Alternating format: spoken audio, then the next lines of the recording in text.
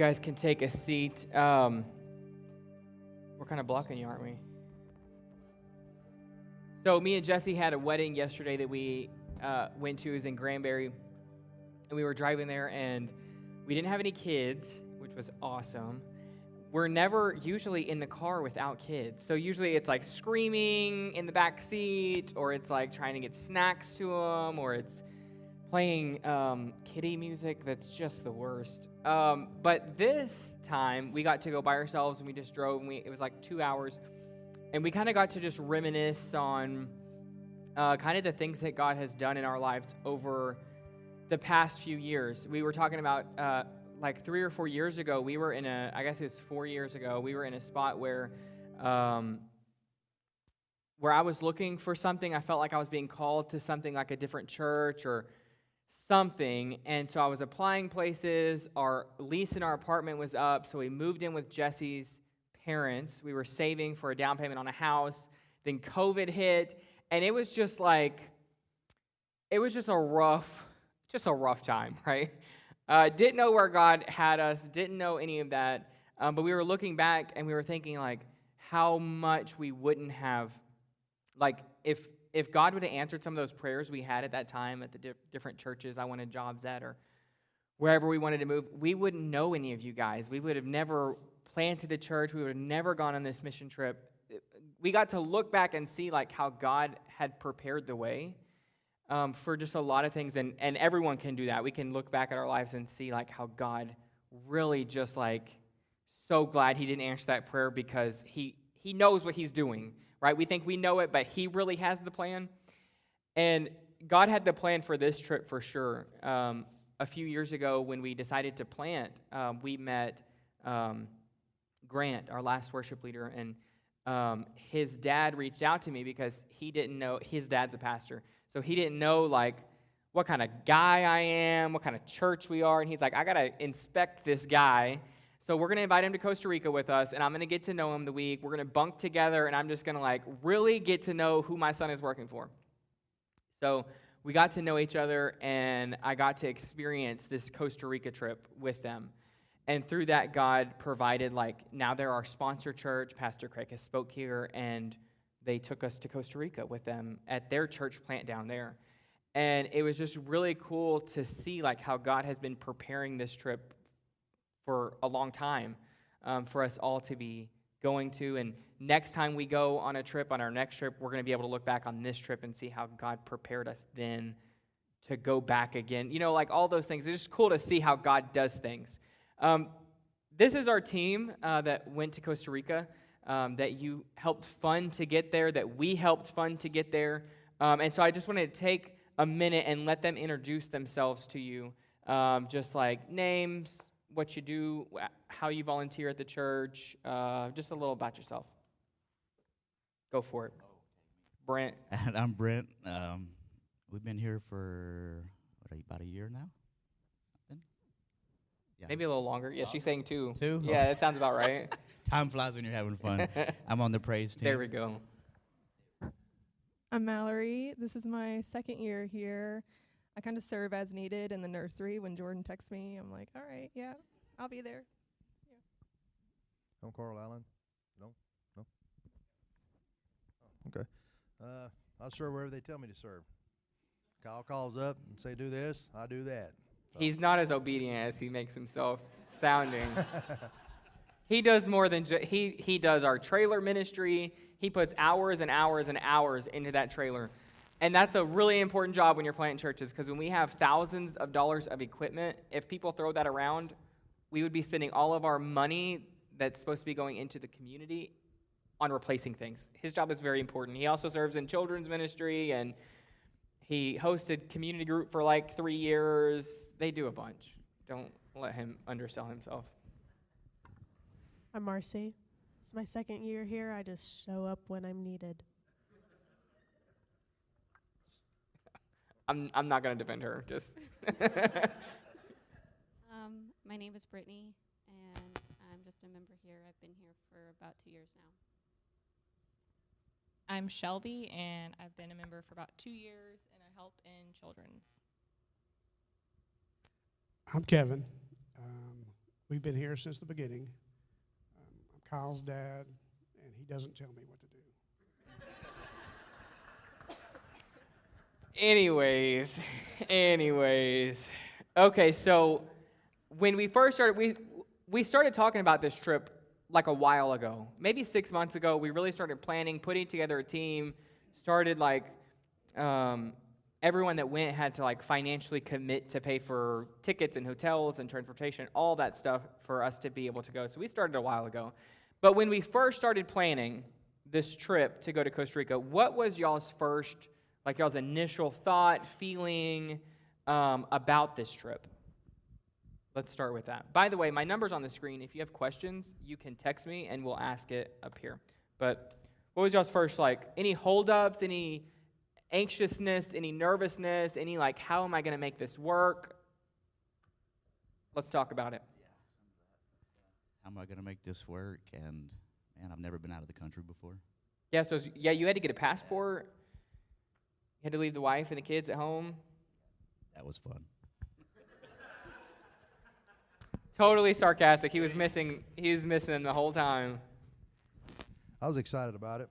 I've always wanted to do a mission trip, hear people go, what happened, experiences, and never had it where I could have the time off or the money.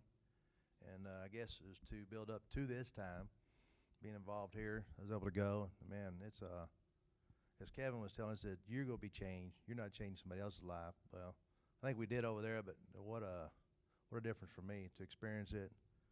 And I'm going to be on everyone that comes up next. It doesn't matter. I'll come up to do it. It's worth it. It was awesome.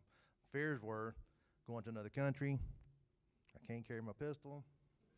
It's rampant down there. But Craig, the other pastor, told me it's okay. You can buy a machete in Walmart as big as you want. I was good to go. Taking my 2 girls, I want to make sure everything was fine. But yeah, what a great experience. Any other fears, anxiousness, nervousness? Excitement, maybe? What were y'all's feelings? I just kind of said, yeah, I'll go, and didn't really think I was going to be able to go. I figured Chase would say no, or I'd have 1,000 reasons that I could not go. And, of course, he was totally supportive, and everything kind of just worked out. So then it was just tons of anxiety.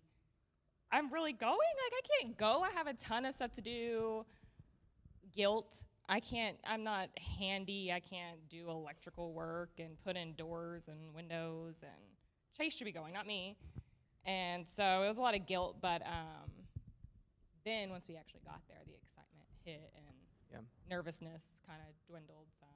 Some of the guilt from leaving the kids at home? And just kind of guilt, like, I'm not handy enough. I'm not able to help. I'm not able to make a difference and that kind of thing. So I just felt guilty that I'm taking maybe my husband's spot or just another spot that somebody else could go and be a little bit more beneficial than me. Does anyone else relate with that? Feeling like that? Yeah, Mallory? Yeah, Brittany? Yeah. I'd been on several before, and so I thought my time was over doing mission trips. And so, but I knew that Kyle would rope me into something else. He does kind of what I say. I just knew I was going to be roped in, so I went quietly. Okay, whatever, I'll do it. Thinking all along, that I'm going for a reason to help somebody else. But, I tried to tell everybody that's not usually how it works. What happens is you go thinking you're going to do something for somebody else, and they wind up doing it for you. And so I believe that happened again. I believe God opened a lot of doors for us to go back and do some stuff too. But it wasn't without issues. We certainly had our issues. For sure. Let's walk y'all through kind of the trip. The first day. So we get to, everyone meets at my house at 10 a.m. We're flying out of Houston, which, first mistake, right? Why not Dallas? The tickets were a little cheaper, so we're like, we're going to drive out to Houston. If you're from Houston, Houston's the worst. So we left like 7 hours early. It's a 4-hour drive. We left 7 hours early to get to Houston. we're driving, really no issues. We stopped for lunch. We had to stop and get gas, but then there was like a wreck on the highway, and it deterred us into like downtown Houston, and we hit like the Astros traffic, we hit the Final Four traffic, we hit every stoplight, it was like, we are never gonna make it. And then we get to the airport, and we're like, okay, if we're gonna make this, and we're like, it's like 45 minutes before the flight. In an international flight, you need to be there 2 hours early, okay? 45 minutes, we pull into, we finally find a parking spot. That garage was packed. Finally find a parking spot, so we like sprint in the airport. We're the crazy people that's like running to the desk. So they start giving us tags for all our bags, start giving us all the stuff. They call me up there, they send my bag to be checked. We had all of our personal items, and then we had extra bags with like clothes and toys and school supplies and just like tons of stuff that we couldn't carry on. We needed it checked. Sent my bag away, and then they told us we've missed the deadline. The deadline was an hour to be able to check these bags. So now we're like 30 minutes till our flight's taken off. It's already boarding. We haven't gone through security. We're just walking in this place. So they're like, you got to take all those bags that you brought and go back to the car lot, put them back in the van to make this flight. So we run back to the van like crazy people. Like, I'm telling you, like you think crazy. I'm talking like wild animals. We are running back to this car garage trying to find our van, and then half of our stuff is like packed with the toys and half of it's in carry-on. So we take over this parking garage. We're in the middle of the road, and we're dumping out suitcases. We're throwing toys. We're shoving underwear and socks in each other's bags, and we're like, just the essentials. We got to go. We trashed the van that we brought. We had to just chunk everything in the van and just run for it. So we ran, again, like crazy people. And as we're running, I'm like looking back. Carl looks like he's about to have a heart attack. Our other senior resident is already hurting over there. Carl's straps broke. We're just rough, profusely sweating because we're running with like bags. It was like such a mess, guys. So get through the security, get to the gate, and they're like holding the plane for us. We're like seconds from them pulling off. Get on the plane. My dad and I are outside trying to get our ticket scanned so we can get on, and they say, the bag that you sent has to be picked up. On an international flight, you can't leave them. So one of y'all has to go get that bag, and we're not holding the plane. And so we're like heartbroken. I was like so crushed, y'all. So one of us had to stay. I was going to stay. My dad was like, no, you're going. I'm staying here. I'll get the bag. So I'm sitting next to this person on this plane that is already nervous to be flying, and she's sitting next to someone who is like hyperventilating and sweating. And so my row was freaked out, like, what is this guy about to do if these doors shut? But then I'll let you tell what happened after that. We were on the plane, and then you were stuck at the airport, and we're gone. We're flying to Costa Rica. Yeah, after Kyle made me stay. Which, by the way, I heard about all week how horrible I am that I left my dad at the airport. Still hearing about it. No, actually, I work for an airline, so I kind of know how things work, and so I really thought it'd be better for me to do it. And so I leave kind of heartbroken. I don't really know what to do. Get back to the counter, and they give me the bag, and they ask me what I'm going to do. And so, can you get me to Costa Rica? How can we do that? And so they start looking at flights. There's nothing. Even the next day is packed. I couldn't leave till Sunday, a couple days later. And so we're just frantic. Like, well, is there another place I can go? Can I connect somewhere? Can I go somewhere, spend the night, and then leave, whatever, just whatever, however you can get me there. And so they spend 30 minutes pouring over. There's supervisors trying to help, and I'm going, I've got to do this. Okay, well, here's your only option. You've got to, we were at Houston Hobby. You can drive to Intercontinental, get on a plane there, fly to Denver. Which is, what, an hour away, Intercontinental? Yeah, it 45 was minutes. across town, across Houston, which is no easy task. Yeah. And so, fly to Denver, stay all night, and then the next morning you can get on a plane and go straight to Costa Rica from there. Okay, fine. It sounded crazy, but if that's the only option I have, that's what I'm going to do. And so I go back to the van. The van is trashed. I'm trying to figure out how I'm going to. Do I need to pick something else for other people? I didn't really know what to do. So I start driving. It takes forever to get to Intercontinental. I get there. Well, halfway there, my phone dies. And so I don't know how to get there. The chargers in the van don't work for plugs either, so it's like. My phone dies. There's no GPS. And now I'm in the middle of Houston, stuck in traffic, and I have no idea where I'm at. Can I just say something that's funny on that real quick? So my dad, my whole life has, I'm going to just say, bullied me for my directional sense. I just live by GPS. I don't know roads. I'm like over there by the Whataburger, down that road. Like, I'm that kind of guy. And he's yelled at me, you got to know your way around. You got to know, because one day you're not going to have your phone. And I've always had a problem with it. And now he didn't have his phone. And so it's kind of like, sweet justice. Well, I mean, in the middle of a bad day, but. Well, what saved me was I knew the direction I was heading. I knew I was driving east, and I knew the other airport was east. And so knowing that, I started driving that direction, and one thing led to another, and there's the sign, and I just pulled in. And so I was able to get there that way.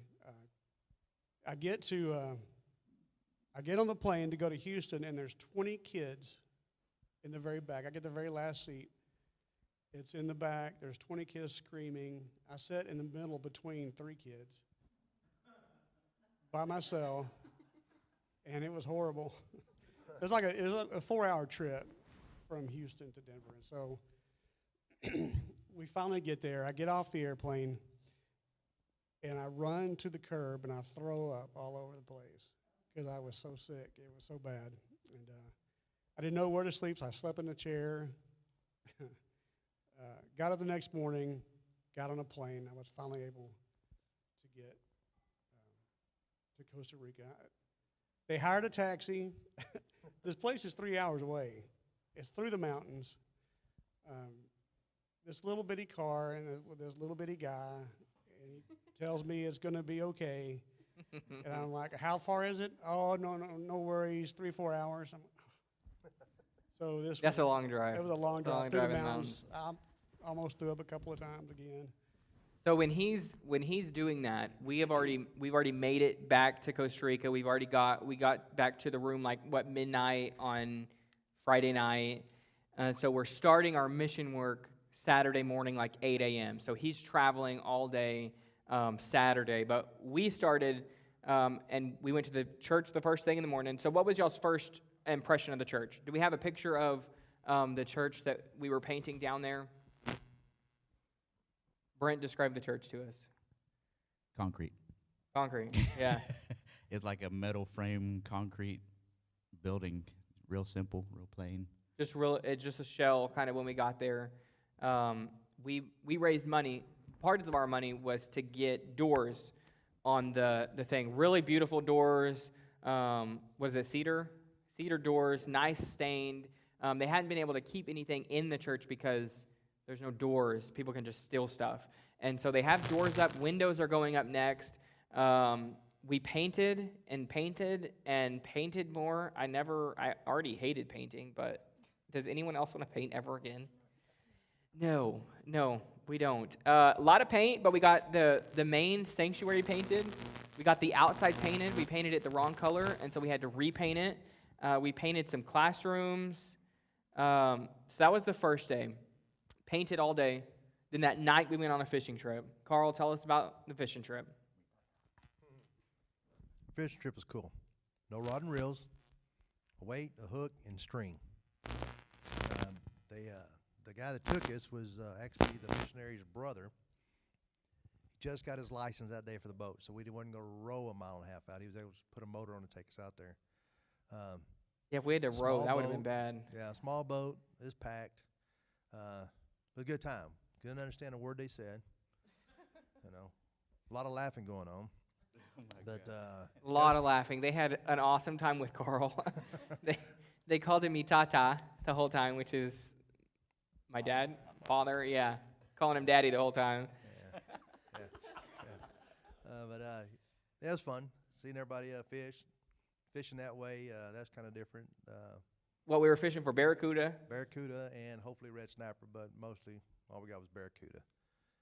I got a mackerel. You did get a mackerel. Yeah, Brent got a fish that was, it was About a 10-pounder. It was huge. Yeah, it was it's big, and it was big. exciting seeing him reel that in and screaming like a little girl. You know. Friend translate what they were saying when we were fishing, and they were talking 'cause you about how videoed good it. it was going to be, yeah. And the mackerel was so big, and it's going to be salty. That's funny. They caught an eel out there, which was kind of cool. They call them sea snakes. So we went fishing that night, so the next morning we could feed the community. So like right after church Sunday, they cooked up all the fish, and we fed the church, and they cooked it in like a frying pan in a hole in the ground. Really cool. They let us try all their different foods, like their unripe mangoes that they called limes, dipping in the salts, and all the stuff. So church service. The next day, so that's Saturday night, we went fishing. Sunday, we worked in the morning, and they have church service at 3 o'clock. One of the questions I got was, what's the difference? What's the biggest difference between our service and their service? What's something that y'all noticed that was different? Language was different. Songs were interesting. The worship was interesting because we could sing along with all their songs. Like their songs that they did, we do here. They just did them in Spanish. So that was kind of cool. Preaching was very similar. I know one thing that stuck out to me in their church service was how simple it was. We have like signs and lights and screens and speakers and cables and mics and all that stuff. We don't have to have it. We've done church in the park and stuff like that, but we do it every week. They don't have that stuff. They have a concrete building, and the chairs that they have are just like about to break. Like them chairs was wiggling, right? You bend wrong, snap. But they weren't complaining about it. People didn't not show up to church because the chairs were too weak or there was no AC in the building and it was 1 billion degrees out there, right? And there was sand fleas flocking to us. I think sand fleas like white people because they were going crazy over there on us during church. And but everyone was like happy and they were still praising God. And kids were running in and out and just being kids, and there wasn't like a big deal. Like I just had to spank Judah just right during worship because he's acting like an animal out there. But during church, like kids are running and having fun, and it's just a different kind of environment and culture. Well, not against what we do, but it just seemed more genuine. Yeah. The heartfelt singing, especially. Not that we don't do that. I'm just saying it felt more genuine. Felt like they were really. Yeah. It looked like really to me like worshiping. they were coming because they wanted to come and be there. More so like, okay, it's tradition here. You get up, you go to church. It's like they had hunger to be there. They wanted to hear what was going on. It just. Yeah, so here we live kind of at the end of like a Christian culture that's coming to an end. But it's kind of the thing that people do on Sundays. It's not abnormal. You wake up, you go to church with your family. There, that's not the case. Like Christianity is not a thing. Catholicism took over a long time ago and brought in a works-based salvation where to be able to get into heaven, you have to work really hard. And so the thing that always accompanies a works-based salvation is always huge letdown and huge personal letdown, because when you realize that you can't work your way into heaven, you just stop trying and you just stop working and you deny God and you don't want anything to do with church and it's just judgy people and I'm not good enough. And that is that community. That's what it comes to. We also learned that in that community, it's very sexualized. There's a lot of, prostitution is legal there. The missionaries that we were with were like, it's always crazy to say 100% of people have been sexually abused, but they were like 100% of people there are sexually abused. Like, that is the culture, and it's very, it's just Well, it's not just sexually abused; it's rape. You know, Yeah. they use the word raped. Yeah. With the women, 97% of the women have been raped, which to me that made me think. Well, that means 97% of the men are rapists. Yeah. That's what I felt like, and so to me that cast a really dark shadow over the entire time. It just seemed like a really dark because of that. It is, yeah, it did kind of cast a dark shadow, and we had some really good conversations about that and the stuff that goes on here that we haven't. One thing that the missionaries are working really hard on, they're partnering with an organization there that's also here that shines the light on that. They don't have people are so scared of going to the law to prosecute those things because the men that do that literally will come to your house and like kill your family. And so it's like, do you want to stand up for justice and make a change for like a whole country, a whole generation of people, or do you want to protect your family? That's that's such a decision. And Juan and Kimberly, the missionaries there, have decided that it's worth it. Like we're gonna fight this, and we're gonna start shining the light and making it more normal to talk about rape and sexual abuse and paying lawyers to defend these women and these kids, because it's children that are going through some of this stuff. And so that's kind of the culture over there. It does have a dark shadow. I don't want the dark shadow to outshine the light that is there, because there is the salt of the earth, the light of the world there. Juan and Kimberly, their church, the believers there are shining the light in darkness. And it's so cool to hear their stories and their dedication and their motivation. And that, I think, is one of the biggest things that at least I got out of it, was hearing Juan and Kimberly's heart over their community. Like, they're willing to put their family on the line for something that they believe in. A lot of times, we don't even put our embarrassment on the line for something we believe in. We're too embarrassed to talk about Jesus.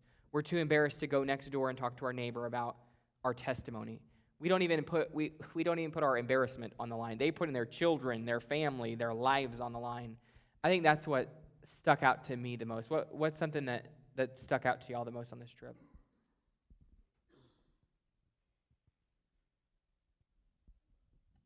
I would piggyback off of Juan and Kimberly. They were definitely what stuck out to me.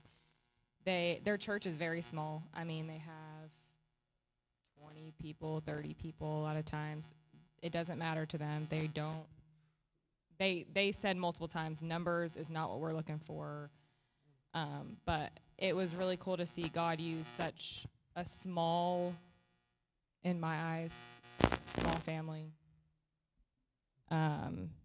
for his glory, because they are doing awesome stuff. The whole community knows them. They went to a meeting while we were there about sexual abuse, and there was like an 11-year-old there that was pregnant. She doesn't even know she's pregnant. She thinks she's just getting fat. You know, you're 11. You can't even fathom that. But they are definitely taking charge, and it's really cool to see God just use like the smaller people. They live in a very, very small house, and it's not like they have any money or even tools to tackle some of these huge issues, but they're like doing it head on and with joy. Like they have so much joy in their everyday personality and stuff. For sure. What else? Anybody else have anything that really stuck out to them?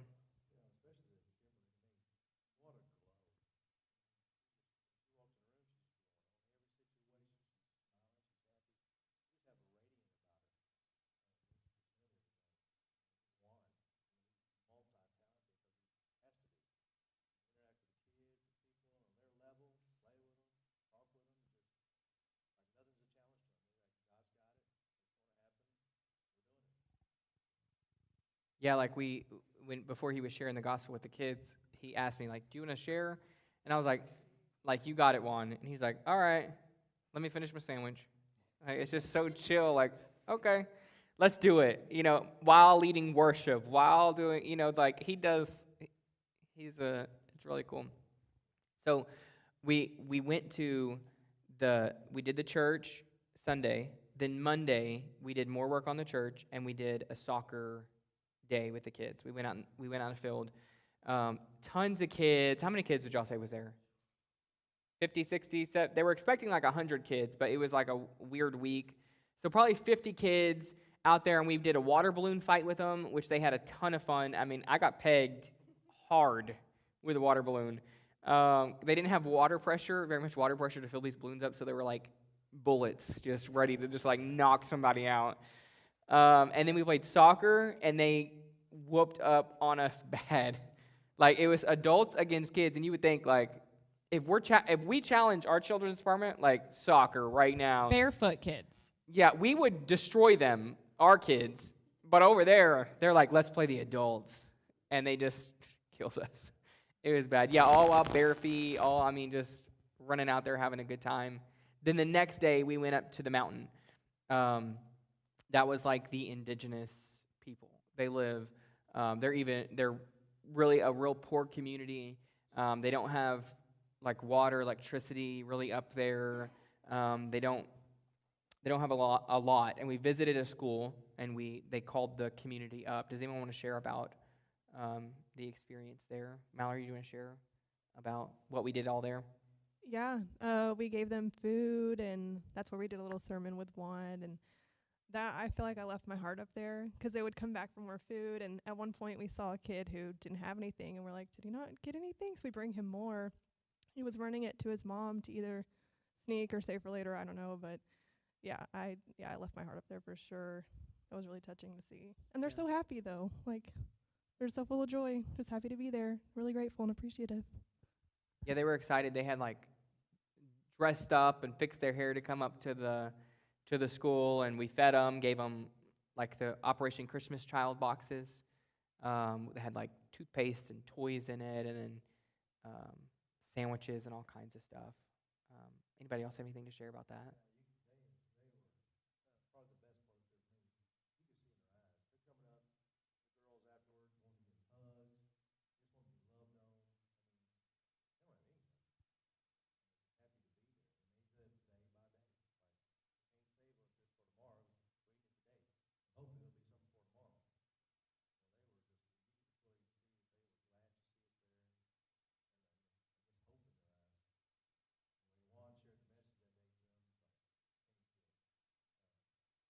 Yeah, and he had some really good conversations, and people were like really asking some deep questions afterwards.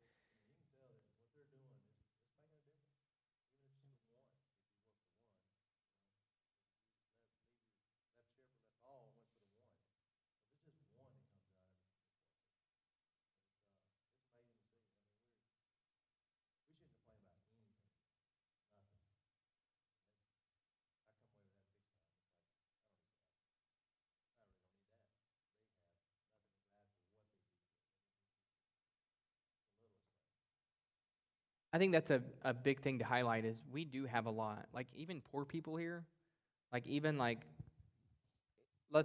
even like real homeless people that like don't have even a car to stay in, a lot of times still get meals, and there's places to go, and there's like services to reach out. I mean, these moms were literally like taking food out of the trash cans to save it to feed their kids later.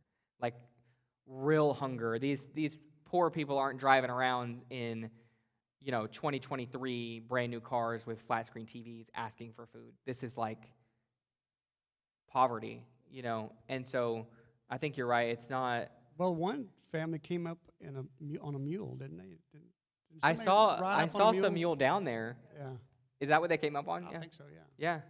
I mean, so it's like it does put in perspective like how much we have. Just like the food that me and Jesse throw out each week of leftovers is like, what a waste, Well, to me, that area in particular, they were all non-believers. Yeah, none of them believe.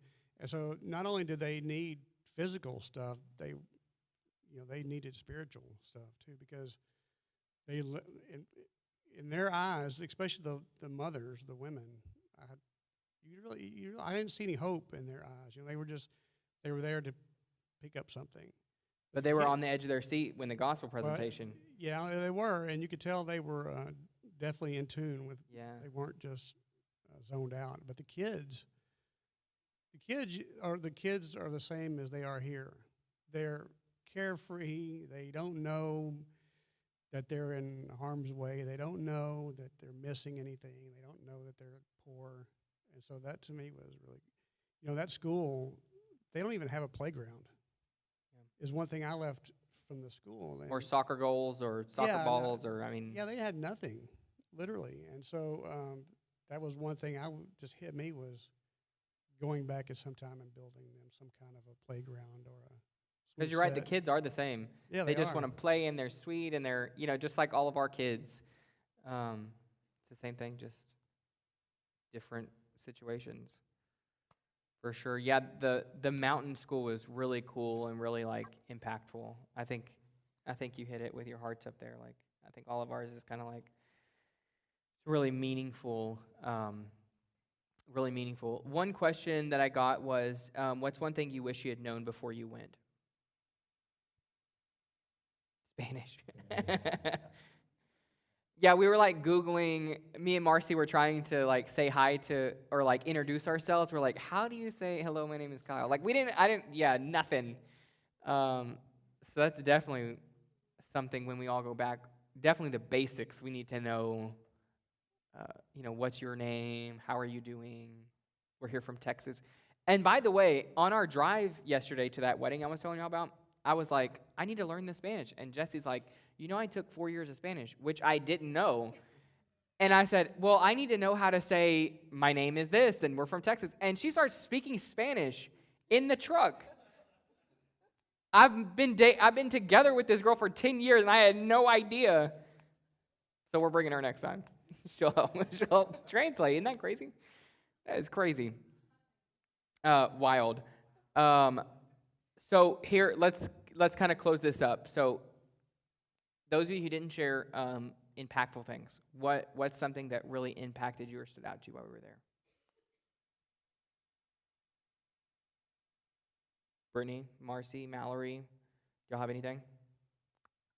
I learned a lot. I mean, I feel like my faith really grew because Kyle asked me to lead a devotion one night, which I'd never done. So I'm really good at overthinking, and I get anxious speaking in front of people. So I feel like I really exercised my faith in a way I haven't done before, and I learned a lot, I think. Yeah, I think that's so big. Someone who can say, like, I am deathly afraid and I am shaking, physically shaking, my voice is going to be shaky, but I'm going to do it because it's going to glorify God. That is a huge testimony. That's big. And we can all take a lesson from Mallory on that of like, and I can too, like, even when your voice shakes, even when your legs are shaky and the pit in your stomach is going crazy, let's do it, So let's give Mallory a round of applause for that. That's good. That's good. Anybody else? Marcy, what would you say? I got a lot of appreciation from going, and not even from the other people there, but more with just this group. We talked about a chapter of James every night. Just being able to be so open and vulnerable with this group was really heartwarming, and I learned a lot about everyone here. So We did have a really good group. We had a good group. Well, that's one of the biggest things. You get closer to the people you're with. I thought that Marcy was this standoffish. I can't never talk to her. She's so intimidating. She's got tattoos and she has this. Her skeleton church pants. And so I realized I'm stupid. Why am I afraid of her? She's not going to hurt me. I'm kind of still afraid of her. No, every time I would look at him, he would flinch. I'm not that mean. I just look mean. So we had a really good time. What's a reason that our church should go back? So we've been once. Why should we plan another trip? Why should anybody that's out here that didn't go, why should they come on this trip?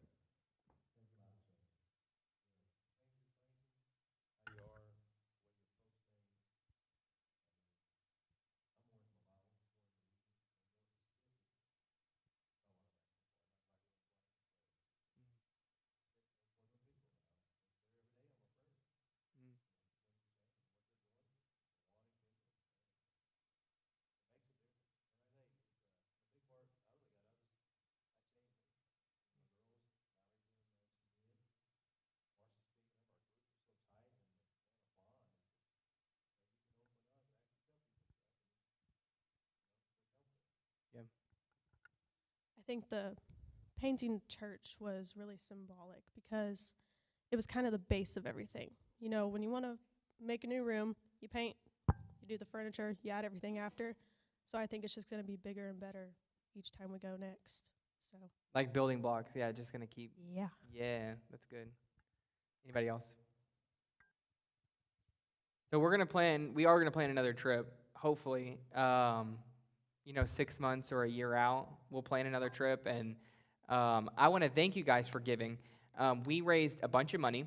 We raised, our goal was $5,000, and we almost were like a few dollars away from totally doubling that goal, which is like crazy, awesome. So because of like y'all's faithfulness and y'all's like willingness to give and our willingness to give and serve, we were able to love on that community. And that is part of being a part of the kingdom. We're not receiving anything. We're not receiving funding from them. They're not going to come paint our building when we get one. You know, it's just serving the kingdom of God and making an impact forever. So that's what our goal is. Our goal is not to build up attendance or get more signs and lights. It's to share the love of Jesus with people, and that's really the thing that changes people. It's not the paint on the walls, and it's not the soccer balls. It's the love that we're bringing with Jesus. Like you said, it's not just food. They don't just need food. They need spiritual food. And so on these mission trips, when we hand food, we're handing them the gospel. And that's really the thing that's going to save all of our lives. So awesome. Well, let's pray, and then I have a few announcements for us. Dear God, thank you so much for your generosity.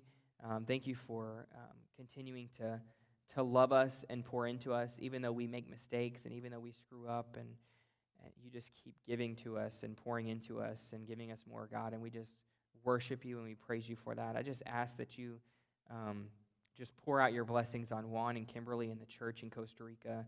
We just ask protection for their family as they fight for justice and they fight for the things that are worth fighting for in their community, God. We just ask that you motivate us and continue to let us give and help and love their church, just like other churches have loved and helped us, God. We ask that we just continue that relationship and that you keep allowing us and opening doors for us to continue to love on that. It's in your holy and precious name we pray. Amen. Okay, so I have a few announcements. You guys are welcome to stay on stage.